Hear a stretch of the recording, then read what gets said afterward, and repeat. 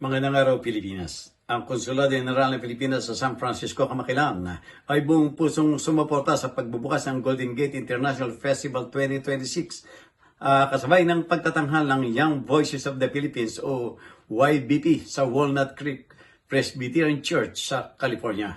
Dito ginanap ang Sing-Off Concert sa kung saan nagtipon-tipon ng mga kabataang mga awit mula sa iba't ibang panig ng daigdig upang magbahagi ng musika, magpalitan ng kultura at magpatibay ng pagkakaibigan. Ipinamalas ng YBP ang sining musikal ng bansa sa magitan ng pag-awit ng mga katutubong kantang Pilipino sa ilalim ng kumpas ni Dr. Maria Teresa Visconti Roldan. Tampok sa nasabing festival ang mga choir mula sa Austria, Catalonia, Czechia, Estonia, Finland, Georgia, Poland at Estados Unidos.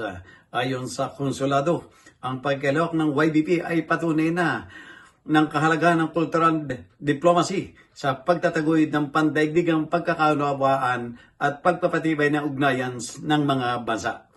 Binigyan din ng tanggapan ng patuloy nitong commitment sa pagsuporta sa mga inisyatibong nagtatampok ng galing at kulturang Pilipino sa ibang dagat.